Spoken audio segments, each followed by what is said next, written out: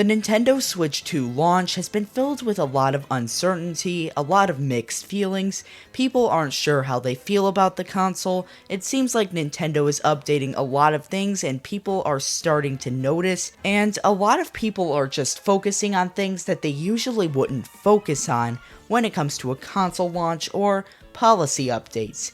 Now, somebody online apparently got banned from online services on their Nintendo Switch 2. Nintendo also announced a new Nintendo Direct out of nowhere. We'll get into all of that and more Nintendo news, but before we get started, I would really appreciate if you would like this video and subscribe to the channel if you do enjoy my content. But anyway, let's get right into the video. And our first Nintendo story comes from over on X from Switch Tools, and they said, quote, "My Switch 2 test has been banned after using the MIG switch with perfectly legal dumps of my own cartridges, so it would seem that Nintendo can detect something. I strongly recommend that you do not use the MIG switch. It was already very risky to use, but it is even more so on Switch 2. So for some context, if you don't know what the MIG switch is, it's basically a cartridge that works in your Switch, but you can dump ROMs onto it and play on your Switch. So using a PC, you could dump your game ROMs onto it and then play on your Switch. You can have multiple game ROMs on there, and it basically allowed you to use one Switch cartridge, but you're technically dumping ROMs onto there, so it's not the conventional or technically correct way to use your Nintendo Switch. And Nintendo's getting a bit mad that people are using the MIG switch on their Switch too. But this is nothing unusual because if you connect to Nintendo's servers and they detect that you are using an unintended method, they can ban you from using their online services. Now, why I find this interesting is that this is not a console brick. This is not Nintendo bricking your console like they said in their EULA. What everybody was so afraid of, this is just an online ban, meaning you can't use your console online.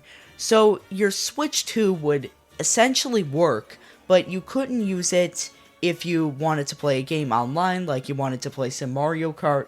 It wouldn't work if Nintendo detects this, and this is not anything unusual. PS5, Xbox, I guarantee you, if you do the same thing on there, you are at risk of getting banned. So if you use the MIG switch offline, you are probably going to be good, but if you use it online, then you could be at risk of getting banned from Nintendo's online services. It's a risk you're going to take on any console you buy. This is just making headlines because of the Switch 2 controversy that was already there before.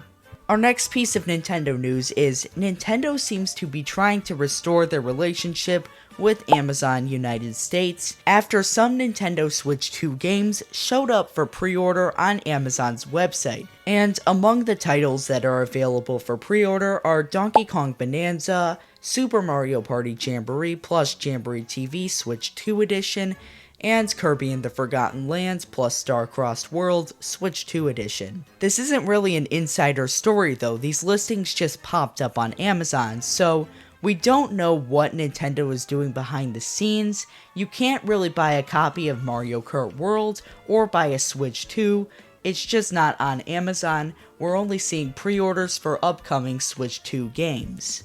I know for a fact that Amazon in the United States has had a questionable reputation among consumers. They're known for delivering games late. They're also known to have delivered games just not even on release day, pushing them back, or heck, I know a lot even got cancelled.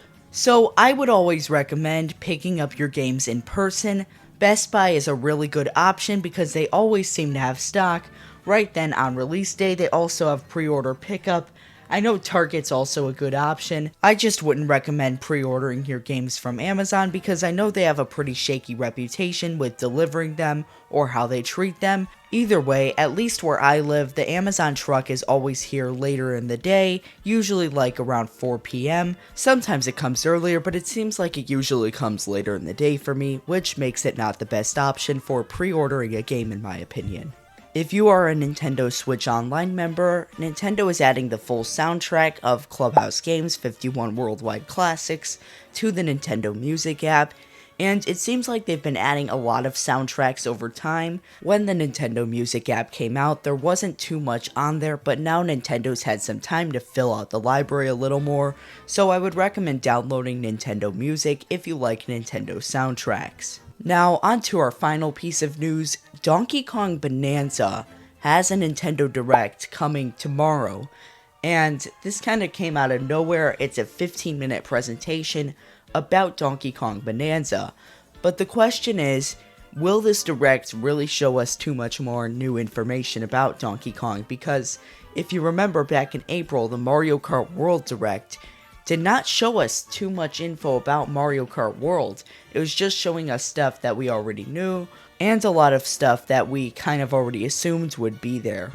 And I think a lot of fans are skeptical, will this actually be a full Nintendo Direct where they show details about Donkey Kong Bonanza, or will this just be Nintendo pushing some free advertising to their fans? A lot of people also wanted a full Nintendo Direct where we actually got to see a lot of new games, and it seems like the chances of seeing one of those are dwindling as we see more announcements. We saw Splatoon Raiders not too long ago, that was out of nowhere. And now we're seeing a game Nintendo Direct. So, will Nintendo have a summer Nintendo Direct prepared for us?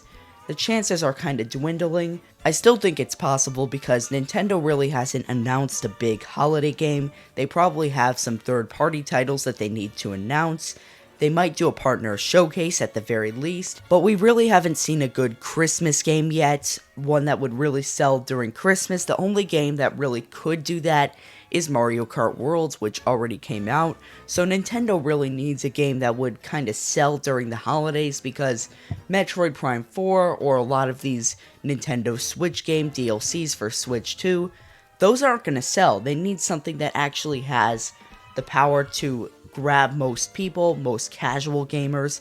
Metroid Prime 4 isn't going to do that. We don't even know when that's coming out. You really need something to justify a $450 price tag for a Nintendo console, because they're getting into the Sony range with this pricing, so they need to justify buying a Nintendo console over a Sony console. Now, something like a 3D Mario could do that, and Animal Crossing could do that. Another follow-up to Breath of the Wild or Tears of the Kingdom could do that. But Mario Kart World is really the only system seller that has come out, and I don't think that one game is enough to justify people buying a $450 console, unless you give away Mario Kart World for free like they did with 8 Deluxe with the Nintendo Switch. So there are definitely options here, but I think Nintendo needs to announce something like a 3D Mario or an Animal Crossing, something that has a large fan base who will pay for the console and that game. But anyway guys, that's all of the Nintendo news that I have for today. Do you think that Donkey Kong Bonanza has enough content to fill out a Nintendo Direct? Let me know your predictions down in the comments. And if you enjoy my content, I would really appreciate if you would like this video and subscribe to the channel. But anyway, thanks for watching and have a great day.